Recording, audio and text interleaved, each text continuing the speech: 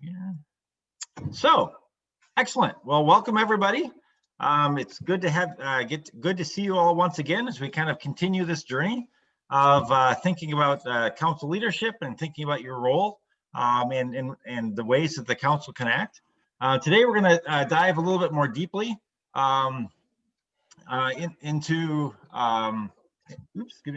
thinking about some best practices for what your council meetings can look like. So so bear with me. I don't have Norma behind the scenes today. She had another obligation, so I'm going to be leading you, but also trying to let people in as they come into the waiting room. So if suddenly I get distracted here and there, that's why. So I'll try to keep as focused as I can here. But as we get going, why don't we begin with a word of prayer? Let us pray.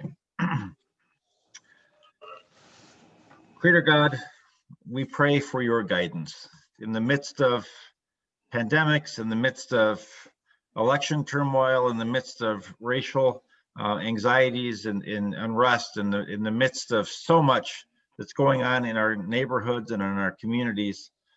Lord, we pray for your church.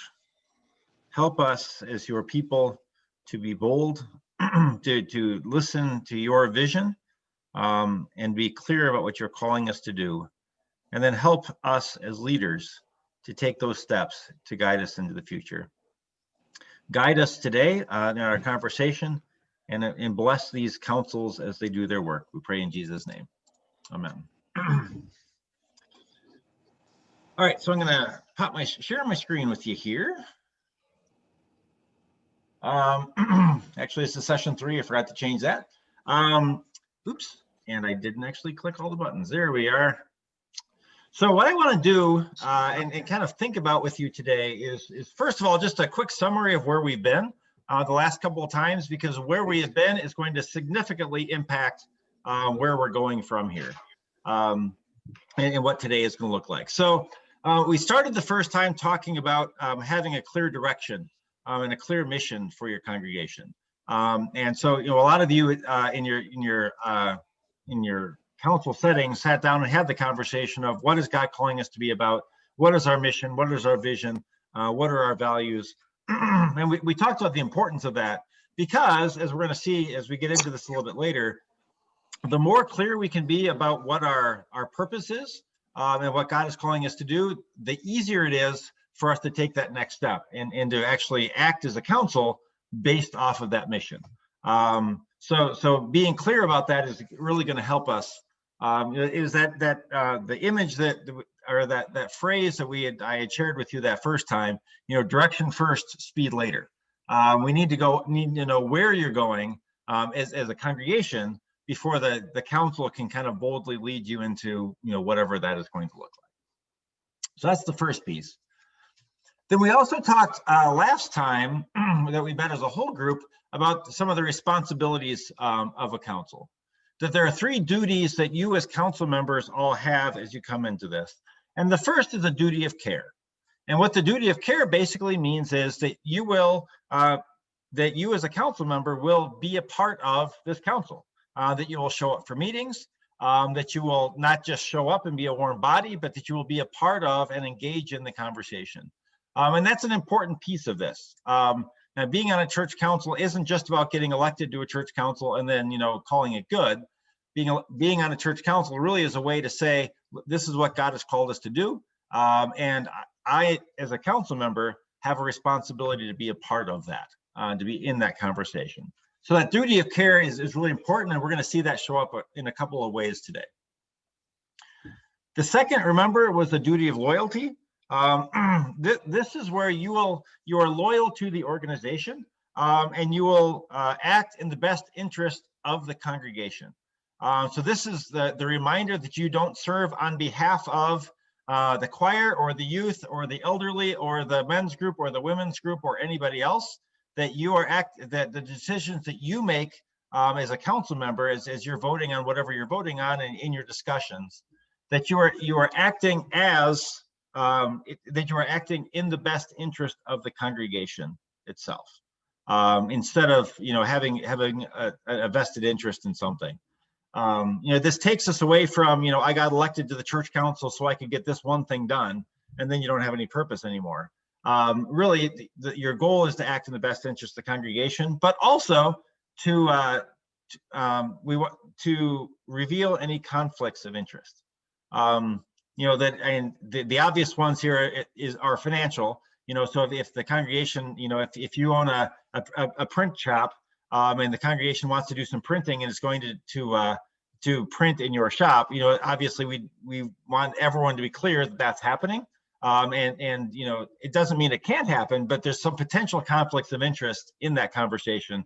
And so for example, the council was deciding where they wanted something printed, if you own the print shop, we would expect you to not be a part of that conversation, to not be part of that conflict of interest. So duty of care, where you show up and you're part of it. Duty of loyalty, where you're loyal to the congregation. And then the last is the duty of obedience, where you're obedient to the ministry, you're obedient to the mission. But also another piece that we didn't touch on quite as much last time is that when the meeting is over, that you as a council speak with one voice. That if there's a vote that's 7-1 and one person is dissenting, after that vote has happened, everybody goes out of that meeting and says, this is what the church council decided as a group. That one person doesn't get to go out and say, you know what, the rest of the 6 people on the council, they made this crazy decision to do something. I was completely against it, and then working to undermine the other 6. You have an obligation in that duty of obedience to be a part of your leadership, and to promote, whatever decisions come out of that group. You are speaking. It kind of gets to Martin Luther's, explain their actions in the kindest way, kind of thing, where you are part of the team, and so you as a council kind of talk as a team. So again, we'll kind of circle back to see where some of these fit in a bit.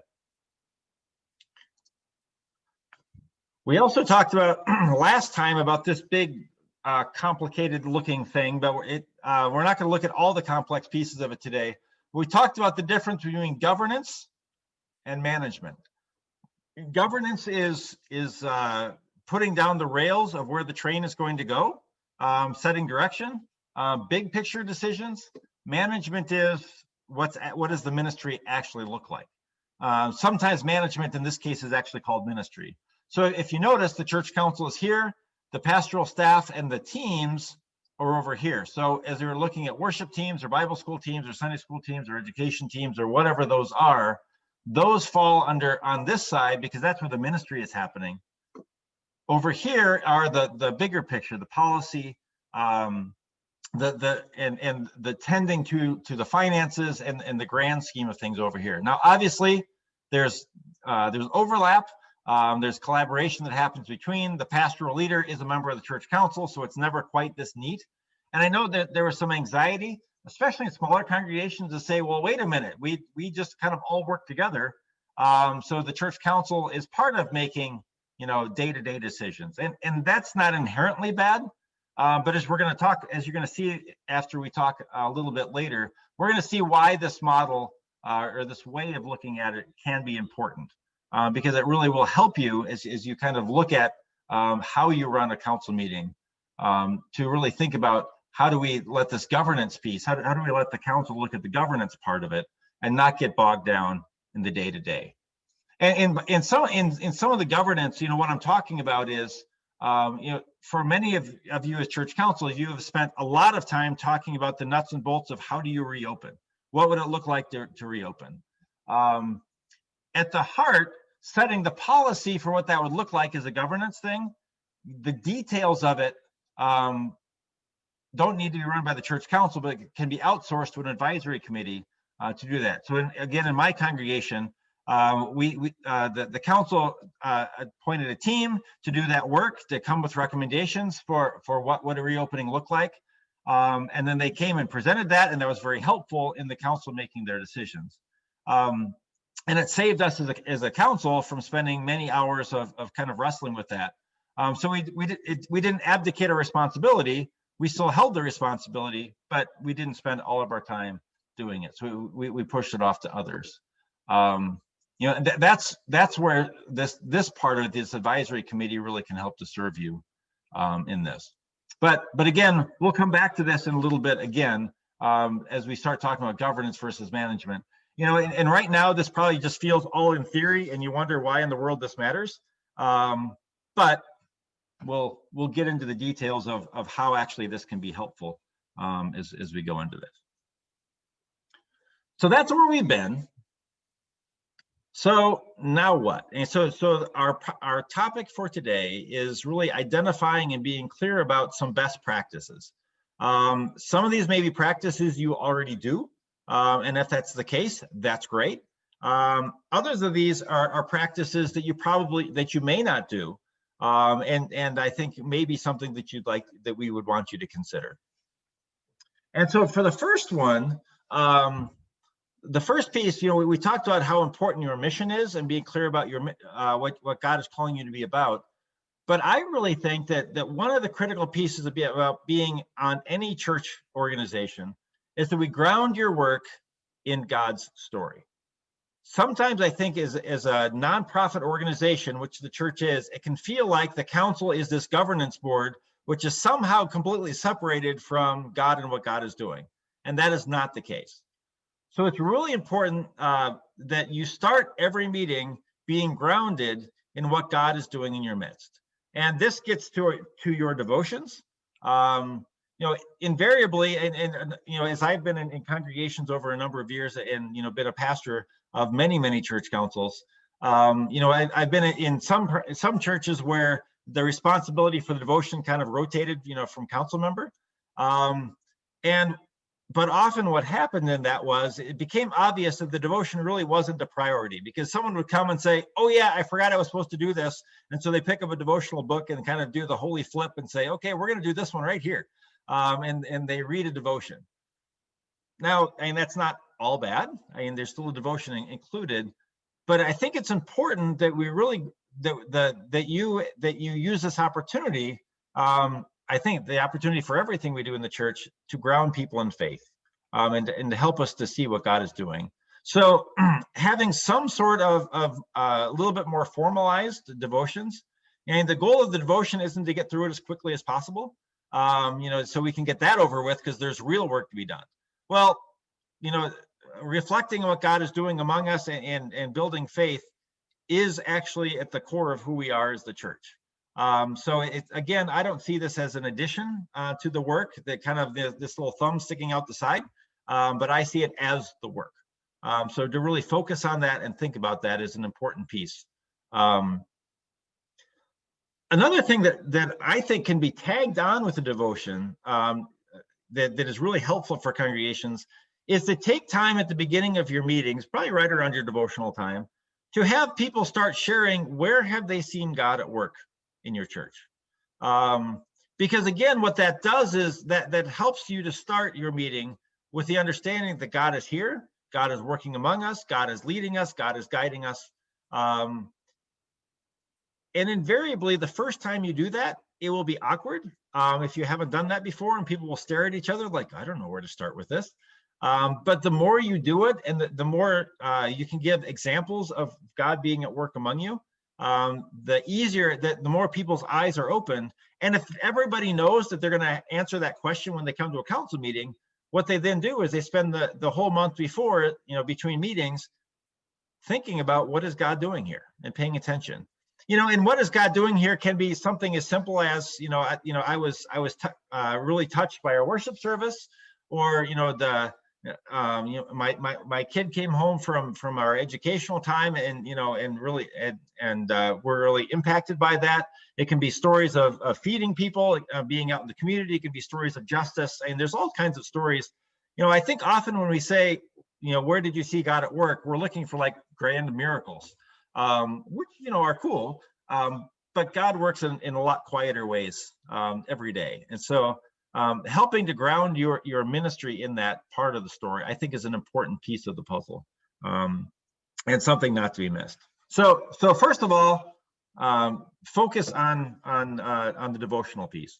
And before, I know someone's going to ask the question, we will be sharing this PowerPoint with you, and there's another document that we're going to be talking about a little bit that'll be shared with you as well. So when we send out the recording to everybody, you'll get these, so don't worry about it. So you don't need to hurriedly be writing. You'll be getting all this information. So first of all, ground it in faith.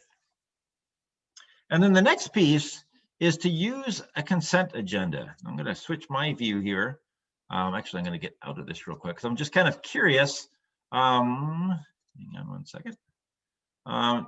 If I can just maybe get a wave of hands. I can't quite see everybody here, but if your congregation uses a consent agenda, which means you probably know what that is, if you could just kind of wave your hand so I could just kind of get a sense. So we got a few. I'm going to keep waving because I got 2 pages of you here. So, all right. So a few do. So let's talk through a little bit what in the world a consent agenda is. Let me grab my, and you're going to be getting a handout that your team can use to go through this. So the idea is that the consent agenda is a way to move your meeting along with a little bit more speed. Now, the goal is, we're going to see, the goal of your council meeting is not to get it as short as possible. I think sometimes people have that in mind. If we can be out of here in 30 minutes, we did our job. Well, you know, if you really don't have that much to do, don't meet. So the goal isn't to get it as short. We're going to talk a little bit about what you can be doing to really build on your meetings. But the consent agenda, like I said, is a way to move some things along that really that sometimes can bog down any council meeting. And what this gets at are, you know, things like staff reports, or team reports, or the finance report, or approval of minutes, or correspondence, or other routine matters. I know in some church congregations, you know, if you have new members, they have to be approved by the council. To spend, you know, that's a great example for the council to spend 15 minutes approving new members coming into the congregation. Unless you have a great application process where people have to tick certain boxes before you let them into your church, which I suspect is not the case. You know, spending that time in a council meeting could be used in something else. So what you do is you take these things which really don't need a lot of conversation, or really any conversation, and they get bundled together at the beginning of a meeting. So what happens is, so here's kind of a typical step-by-step for how a consent agenda works. And what a consent agenda assumes is that as we talked about, that duty of care, that everyone's going to do their work. It assumes that everybody is doing their work before the meeting. You know, that you're not coming to the meeting and putting the reports in front of you and saying, okay, we're going to give you a couple minutes to read this. Again, that's not an efficient use of your time. So having these sent out ahead of time with enough time for people to reflect on them is important. So in preparing the meeting agenda, the president or whoever the chair is determines whether an item belongs in a consent agenda. And kind of the criteria for something in the consent agenda, again, is it's something that we don't need really much discussion, or we don't need any discussion on. It's something that we can just simply receive as we do that. So the first thing is, you know, usually it's the president, sometimes in consultation with the pastoral leader who determines that.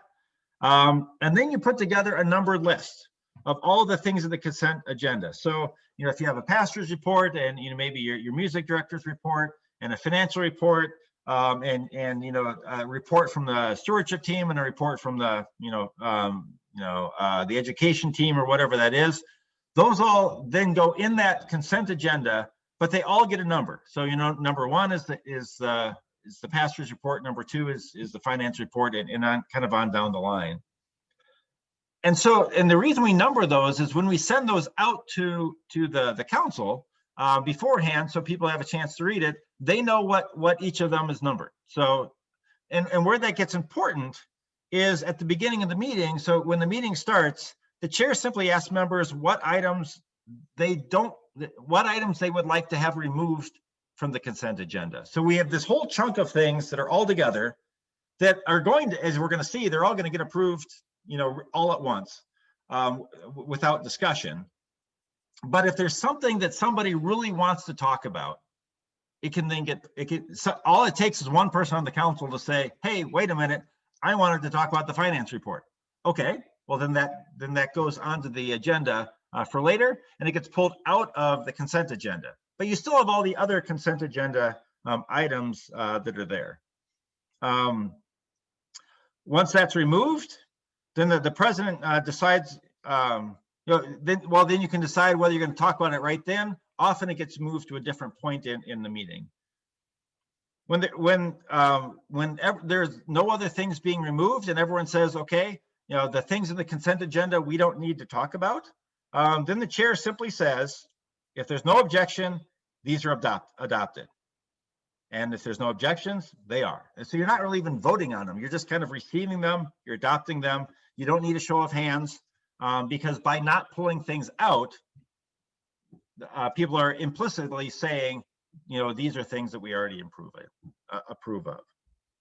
And then when the secretary puts out the minutes, they, all of those supporting documents get attached as part of that because they were part of the consent agenda. So they were received at the meeting, but you don't need to talk about them. And where this is important, like I said, it's very often where church councils can spend a whole lot of time really receiving reports. And so you have a written report from, from the education team or the worship team or whatever, and they wrote everything. And so you have a written report, but then they tell you what they wrote. And that really is not an efficient use of anybody's time. If they took the time to write the report, we thank them for that. We expect that you have read it beforehand. Now, if there's anything in there that you have concern about, pull it out and we can talk about that at a different time. But otherwise, it can just kind of go through there and get approved. And as you can see, this really can shorten up the meeting because you're not spending time having everybody getting a chance to talk. They get to, those reports get to be, those teams get to talk to you, but they talk to you through a written report instead of getting bogged down in the details. So someone's asking the question, what if a committee has less of a report and more a series of questions? What I would say in that case is that should be something that would be on the agenda that the council would then put on the agenda. So that's where you talk to the president and say, hey, we have some things we'd really like to talk about. Please add that to the agenda. The consent agenda really is for things that do not need discussion, that they can simply be received as information, as reports. And there's usually, or things that are, like I said, that are routine, that like, receiving new members, or in some churches, they have to approve confirmations or, whatever those more routine things are, you don't have to talk about it. You can just approve it all at once. Any questions on a consent agenda? And like I said, I'll be giving you, I have a one sheet piece of really everything that I just said. You can have. Okay, hang on. I just saw it. Yeah, Tony. Thanks. All right. So I'm trying to understand this, and it's just a simple question, I think. So when the president sends out the agenda, they're also sending out all of the supporting documents that go along with it. Absolutely. In one big bundle. Yep. Okay. Yep. Yeah. Here's the agenda. Here's the all the reports. Everything kind of comes out at once. And again, with enough time for everyone to read things. And when I was in the parish, I was invariably that last minute person who's like, oh yeah, we need an agenda for tonight. Let's get that out. That doesn't work in this case. And it takes planning where you work ahead to get everything out to people. But again, for those of you who've used it, it's a very efficient tool. And it moves the meeting along, quite a bit. Otherwise, the whole beginning of the meeting is receiving reports, and that can take 45 minutes. Yeah, Dan.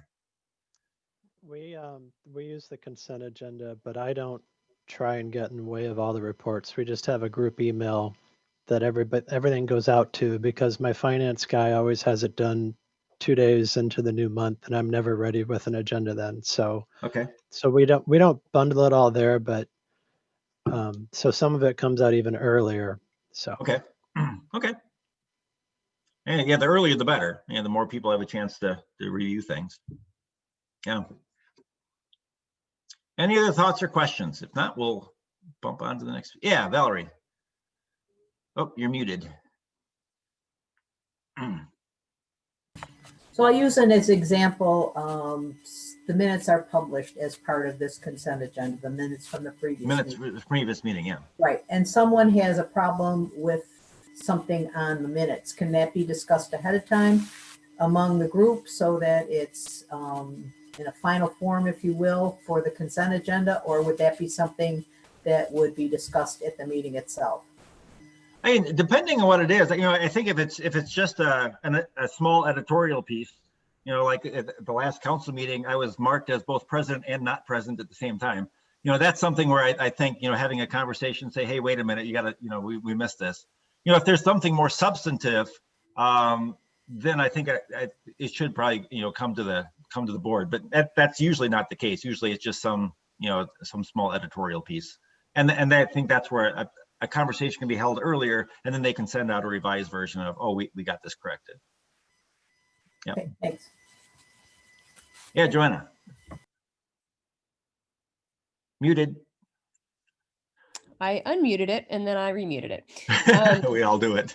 So I was taught to do my pastor report to split it into 3 parts. The first part being purely informational and no need for discussion. And then the next part, any discussion items that I have. And then the last part, any action items I have. So it's very easy for the president to look at it and say, okay, action item needs to be pulled out and put into, or discussion items need to be put in later in the agenda. Okay, yep. That seems like it'd be an efficient way for other committee reports as well. Yeah. Yeah, so you're getting it kind of all, you're presenting it all at once, but knowing that part of that has already been added. So in essence, kind of the consent agenda is taking the portion that is just being received, and then the other pieces are already showing up other places in the agenda. Is that? No, it's good. That's good. Yeah, Karen. Oh, you're muted if you want to. There you go. That's the phrase of 2020, right? You're muted. About a week before our meeting is we have our executive meeting with the officers. Okay. And we have that agenda planned, and then we go through and see if we need to add anything or clarify anything. So then, and then we send out that agenda to everybody before the meeting. Sure. Yeah, and it doesn't need to just be the president that puts that consent together, and if the exec meets the plan, that would be perfectly appropriate. Yeah.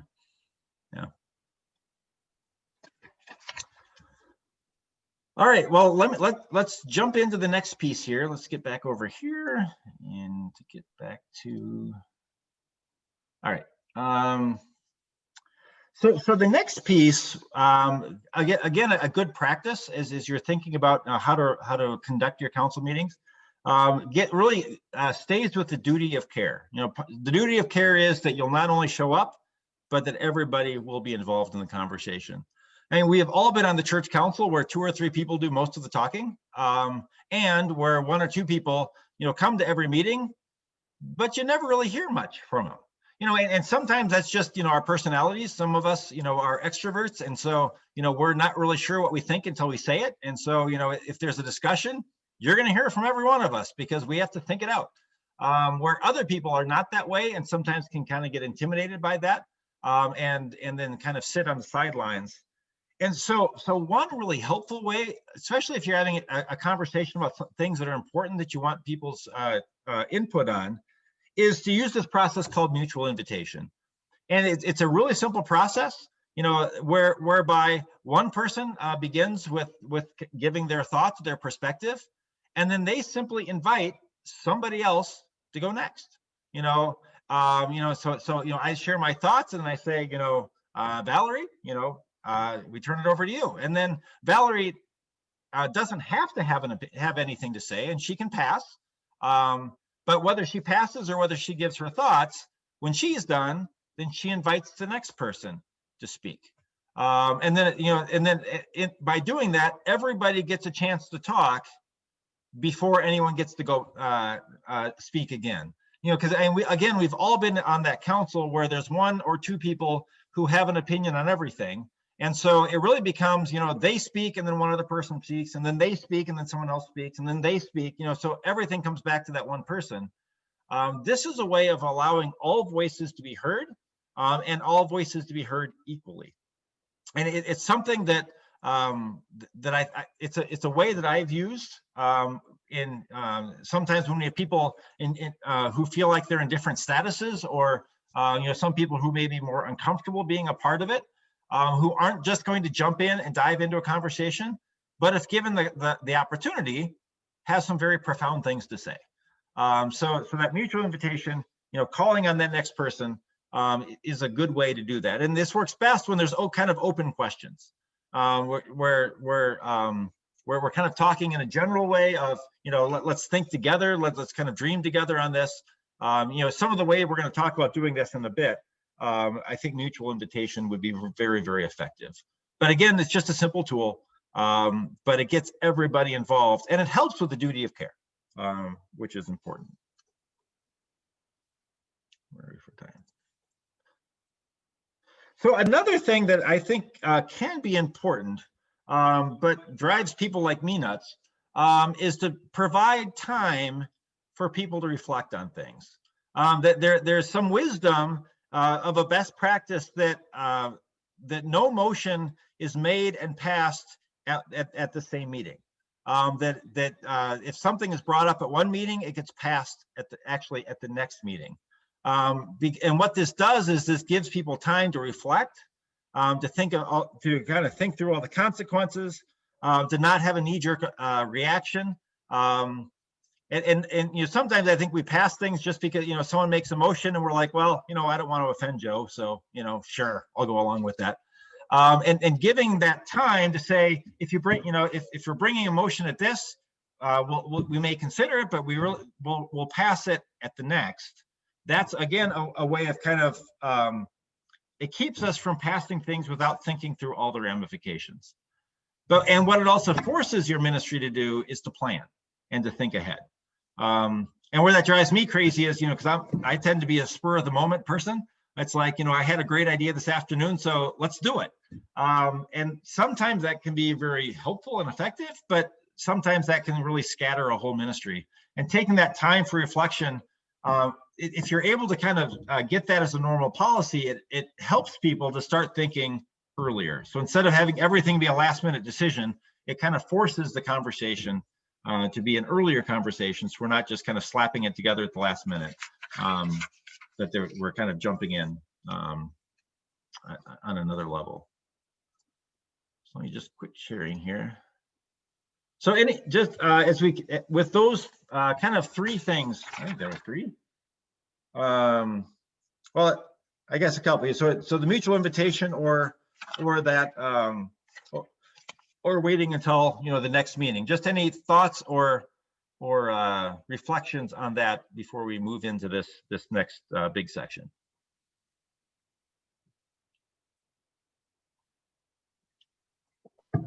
All right.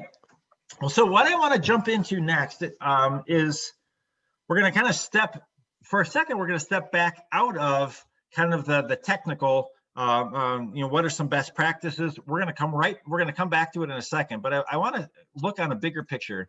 And get you over there. For those of you who are part of the ministerium, and some of these slides are going to look familiar for your pastoral leaders, but we're going to talk a little bit about an adaptive leadership framework. And Ron Heifetz is the one, I believe at Harvard. This is kind of something that he talks a lot about, he's developed. But it talks about the difference between technical things and adaptive things. And so we're going to, again, to get into the details, so technical challenges are these. These are ones where the problem is easy to define. So an example that I often use, and we'll put some nuance to this, but your computer is broken. It won't start.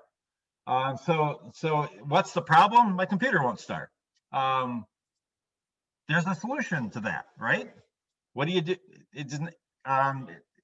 For many of us, that doesn't take a large change. The solution is you get an expert. Somebody out there knows how to do this. So I'll call them up and they'll take care of it. So, your computer breaks, you know what the problem is, you know what the solution is, you call the expert, it's going to cost you something. And depending on how bad it is, that may or may not be a lot. And then the solution can be quickly implemented. So a technical challenge is one that you can fix, that you just find the right person, somebody out there knows how to do it, and they can take care of it. Adaptive challenges are a whole different kettle of fish. Adaptive challenges are ones where the problem is a lot harder to identify. Sometimes it's requiring changes in your beliefs or your values. And sometimes it requires a lot of change. And it can be solved by the people with the problem. For adaptive challenges, there are no experts. You can't just say, hey, let's go to somebody, they'll tell us what to do. Because for an adaptive challenge, really nobody knows what to do. And you just gotta work together to figure it out. And again, there's no quick fixes. And so it requires experimentation.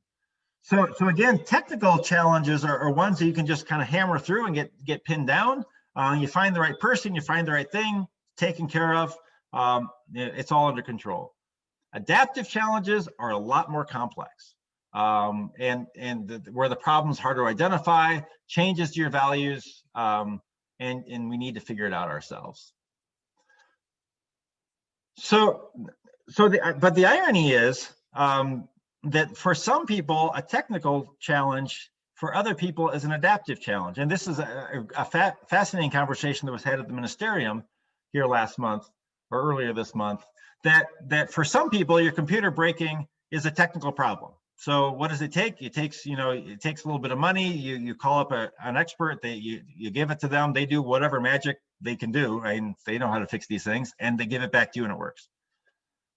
But if you're a person who does not have the money, if you're a person in poverty and you're trying to figure out how to put food on your table and pay your rent, or have anywhere to live, suddenly that computer breaking became not a technical problem, because you can't just call an expert because you don't have the resources to do it. And so suddenly that became an adaptive challenge where you have to figure out how to do this work without a computer because you no longer have one. So that's where, for the same challenge, depending on the situation, can either be technical or adaptive. And so I think an example I want to think about in a congregation, I think a stereotypical example of what feels like a technical challenge to people, but really isn't, is the whole issue. And I've heard many congregations say, we don't have as many young people in church as we used to. Not as many young people come to worship. And so, so that's the challenge. And so what do we need to do? Well, you need to get a praise band. If you had a praise band, suddenly everything would be better, and your church would be flooded with young people, and you wouldn't know where to put them all, and then life would be wonderful. The reality is, not having young people in your worship service is not a technical challenge. Fixing a toilet is a technical challenge. I'm trying to just think of another quick example, congregational example. Having good music can be a technical challenge. You find the right experts, you find the people who know what they're doing, you put it together. But the adaptive challenges are way more complex. And so everyone wants to say, well, we don't have as many young people in church, like in our worship service like we used to. Let's find an expert who knows exactly how to do this. Well, if there were an expert who knew exactly how to do that, they would be a very wealthy person right now. Because let's be honest, almost every congregation is having these exact conversations. It's not about you and your congregation. We're dealing with cultural changes. And that's where this adaptive piece really comes in. That we're dealing with big picture things that don't have simple solutions, that it's going to require change. So again, if the example is bringing young people into your worship, you can't just tweak one or two things and suddenly expect everything to be different. It's going to take significant change on your part. It's going to take, you're going to have to figure out what does that mean for you. There are no experts, and you just kind of wrestle with it and experiment and try some things and do the best that you can. That's the difference between technical and adaptive. Technical is very straightforward. Adaptive is not. Technical doesn't take much change. Adaptive takes deep conversation, it takes deep reflection, and it takes deep change. Another part of the adaptive leadership framework is the idea of being on the balcony versus the dance floor. So look at this guy right here. He's right in the front. He's where the action is. Music's going. He's breaking some moves. He's having a great time. And from his perspective, everybody's dancing because he looks around him and that's what he sees. So he's in the moment doing the thing. But whoever took this picture is on the balcony. They can see the whole picture. They can see the whole perspective, and they can see that guy who's really busting his moves in the front, but they can see this group of gals over here having conversation. They can see this guy, these people over here are not dancing. They're, looking at their phones. There are others dancing. So there's a whole range of things happening, but you don't see it when you're in the middle of it. You have to walk up to the balcony, to step back from the dancing and to say, oh, there's more going on here than I thought. It's so easy to get wrapped up in this part of being so busy in the moment that you're not able to see really what's going on here. I think I used the example, the last time, and I think it was with this group where when I was in my first church, it was in Central Illinois where Caterpillar was like one of the major employers. And for any of you who know the history, there was a major strike and a lot of turmoil and lots of things that kind of went on between management and the workers. And I was at a council meeting one time, and this one guy who always had an opinion on everything. Just ask him, he was going to tell you, and he talked a lot. And so I don't remember what the topic even was, but he was pushing his agenda and talking about his stuff. And suddenly, and in the midst of that, one of the other people on the council just said a couple of words that disagreed with him. And Denny was like, oh, okay, well then I'll back down. I agree with you. And in the moment, I was like, what in the world just happened here? Denny, you don't agree with anybody. So, and suddenly you deferred to this guy? What happened here? Well, in that moment, I didn't see it, but as I was able to kind of step back and reflect, what I realized was that Denny was on the line in the factory and this other guy was management. And so Denny was deferring to management. He had been taught for decades in work, that's what you do. And so again, having that perspective helped me to see, oh, that's why he did that. But in the moment, I didn't see it because I was like just in the middle of the discussion and so wrapped up in the topic that I wasn't able to see the bigger picture. So that's where this balcony and dance floor comes in. And again, we're going to see a second here. What does this have to do with the church council?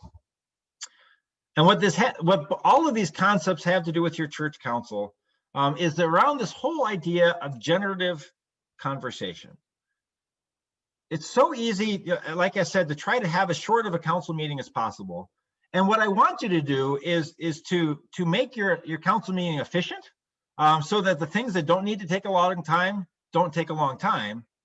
But what that then gives you more time, so you deal with the technical things of budgets and that kind of stuff, and those are important to talk about. But we want to leave time in your conversation for these big questions. You remember the goal of your church council is to tend to the mission of the congregation. And sometimes I think our council meetings, are so in the details of what does that look like that we don't give ourselves the ability to step back in the balcony, get the grander scheme, and say what's really going on here. To realize that there aren't always quick fixes. And so it takes long-term conversations that we keep coming back to figure out what's going on. Again, to use that stereotypical example of, we don't have young people in church. Again, if you want to have that conversation in a council meeting, that's not a 15-minute conversation where you're going to say, okay, at the end of it, we'll have a motion, we pass what we decided, we move on. You're not going to figure that out in 15 minutes. If you are, you're way more brilliant than any of the rest of us.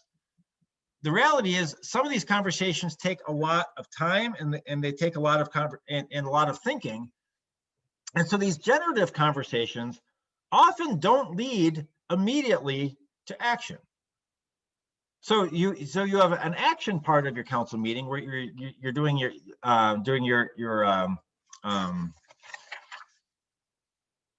you're doing the consent agenda. You're passing. You're making your motions, you're passing some things, you're making technical decisions, you're getting that pinned down. But leaving time in your council meeting for these bigger picture conversations that don't have simple technical solutions, but that really require a lot more thinking. I think this is where a council really becomes the visionary group for the congregation, and not just a bunch of worker bees. And again, there's nothing wrong with worker bees, and there's important work to be done. But it's also critical for you to be able to step back from that for a minute, and to spend time in your council meeting asking questions like, what does it mean to be a welcoming congregation? We say that we're a welcoming congregation. Are we? And how do we live that out? Now, that, to set a half an hour aside for that conversation is not going to lead to a motion to be passed. But it's going to be helping you tend to your vision, because if welcome is a big part of who you are, you want to make sure that you're doing that well. I have a congregation I'm working with on a strategic plan right now. And what they identified was, we want to be welcoming, but we really realized that we're not very good at it. That we're welcoming if someone walks in the front door, but we don't actually go invite anybody. And so they're wrestling with, what does it mean to be a welcoming congregation? That is a great generative conversation at the council level, to set aside a specific amount of time and say, we're just going to wrestle with this, and we're going to think about it. And we're going to, at the end, we may have more questions than we have answers. And if we do, that's okay. But set a time frame. Someone's asking the question, how does this not eat up too much time? Be clear about how much time you're going to take, and don't expect you're going to solve it today. But you're tending to the conversation, and what you may come out of it is, we need to talk to more people, we need to learn more, but at least you know what the next thing is that you need to learn. And then that can be maybe picked up at the next one. So, and just some examples could be, what does it mean to be welcoming? Or, caring for the community is important. What does that look like? How do we care for our community? Or sometimes there's more, what feels more practical, but still don't have simple solutions of, things like, we don't have quite as many kids in Sunday school anymore. What does that mean? And again, we can throw some technical solutions at it of, well, we just need to hire an education director and suddenly this will all be better. I've heard a lot of churches say that. It's not as simple as, we'll just do this one simple thing and everything will go back to the way it was 15 years ago. So these generative conversations force you to dive deeper and get on the balcony and ask the how did we get here questions. What has changed? In not a who are we going to blame for it? That's not the point. But the point is to say, what's going on? And like I said, often this leads to more questions than it does answers. But then you as a council are starting to ask some of the right questions. And then you can go and ask some of those questions, then come back the next time and kind of pick up on that as to do that. So we got about 10 minutes left here. So any thoughts on that the whole generative? And again, in this generative conversation piece, this is where I think it's gold to do to have a mutual invitation conversation, where we throw something big out there and we give everybody in the team a chance to kind of chime in before we kind of open it up to a little bit wider conversation.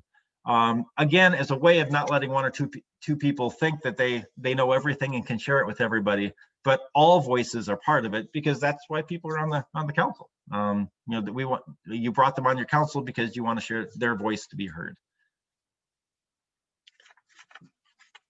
So any thoughts or questions on that?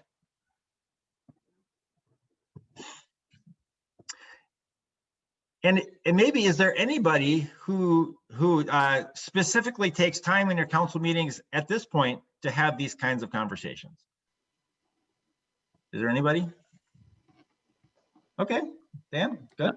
I had a question first. I guess if you're gonna block off time for this conversation, then you have to block off time for the other things in front of it on the agenda also. Mm-hmm. And actually keep on your timeline, right?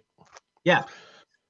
And especially if a conversation like this comes at the end, that's where it's really important to be efficient at the beginning, because every meeting it bogs down at the beginning because everyone feels like we have a lot of time, and then you get to the end and everyone's just kind of in a hurry to get out the door. So you want to make sure that people feel like that there's the time to do that. And so, so building an agenda with times on it is a good idea of a way of kind of moving that along. Knowing that sometimes conversations, you need more conversation on something than you'd had before, but at least you do that intentionally to say, okay, we're at the end of our time. Do we need more time for conversation? And a lot of the times we really don't. We're just talking. So what we tried to do is we tried to do the consent agenda, the pastor's report, we tie in with a Bible study. We usually fail the Bible study. And then I try and do that big question. And then if people have questions on the reports, I've been trying to push that to the end of the night because that tends to be a low value add. And I find people's brains are wiped out when I tried to ask them deep questions. So on top of that, is there how do you balance how often you meet versus how long you meet? Yeah, that's a great question. I would say how often you meet is that you should meet if there's a purpose for the meeting. Meeting just because the calendar says it's the second Tuesday, so we need to meet. And that's, that was the next thing I was going to talk about, but coming into each meeting with a purpose of this is what we're going to really wrestle with today. I think is important so people know coming into it, this is the topic of discussion. And there's every council kind of has a different way that they do this. I see an hour and a half council meeting is a very, is still an efficient use of time. But, I would use, the first 15 to 20 minutes potentially on the devotional piece. And then, have the a half-hour general discussion, and then time for other motions and things like that need to happen. But what that does is what that doesn't leave time is for you to take 2 hours to talk about things that maybe need to get outsourced to another small group that can come back. And this is we talked about the council not getting bogged down in the day-to-day or in the ministry part. This is where this is really important, because the generative the conversation are the big picture questions that are really on the governance side. And if you get too bogged down in the ministry side, then you don't have time for that. So that's why we're trying to free you from getting too, trust people on the, oversee it, but trust people on the ministry side, which gives you time to have these deeper conversations, which frankly, it's very easy in a congregation never to have these deeper conversations because we're so busy. And so this is the way it's important on a regular basis to step back. And someone says, they do that at a council retreat. And I used to do that at council retreats on a regular basis. That's a great way to start. But I would love to still see this happening on a regular basis at each council meeting, that there be some generative time at each of your meetings. And for many, that's what makes can make meetings really feel meaningful. So yes, we're doing some technical things that are necessary, in the running of a church. But there were also, tending to the mission is really these generative conversations. So if you know what your mission is, then any of these conversations, you're kind of holding up against that mission and saying, is this what God is calling us to do? Pete, can I ask for clarification for something, please? It's Yeah. Camille from the Zion and Clarence Center. Yep. So if I understand correctly, you're talking about adopting the reports. I mean, what I do is I read the reports, and then at 5 o'clock, I turn that off because I want to eat dinner and start my, get ready for my council meeting at 7 o'clock. Yep. So I agree with your concept that we shouldn't have to, at that point, look at all these reports and look at all the reports. If I'm understanding you correctly, what you're saying is if there's a particular question about a report, that's what you would bring up. But otherwise, you would just say, are there any questions about the reports? Can we just accept them and move on? Do I understand that correctly? Yeah. So really, it's what the president does is they say, so here's all the items in the consent agenda. Is there anything that someone wants pulled out because they want more discussion on it? And it only takes one person to pull it out, and it's not a big deal. And if that's the case, it gets pulled out and discussed at a later date. But everything else that's on there, just gets approved, and you don't have to have all the conversation about it. Thank you for the clarification. Yep.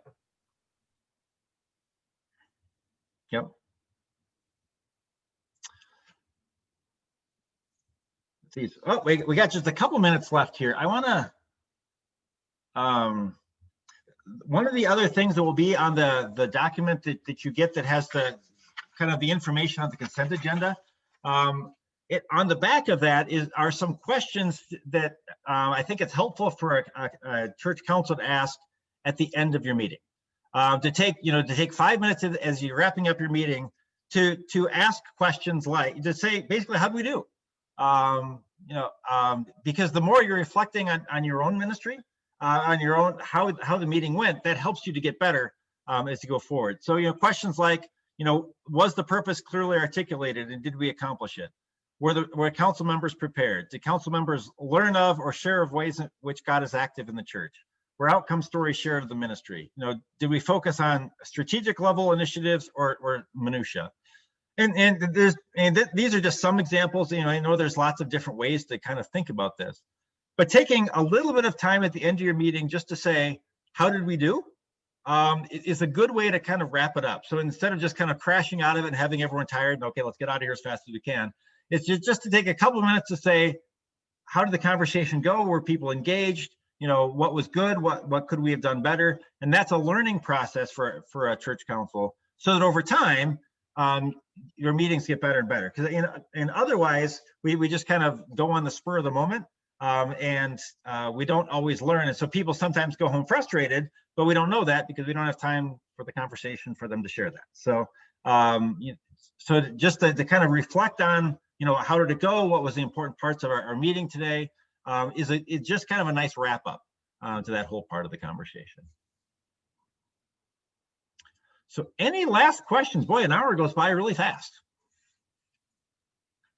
So any last thoughts or questions on this?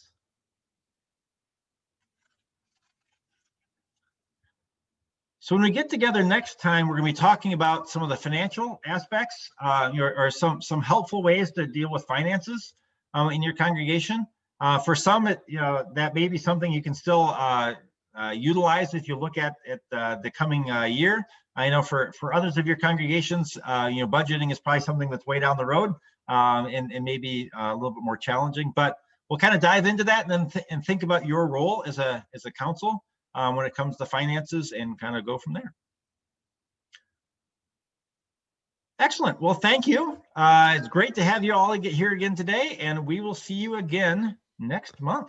So God's blessings to y'all.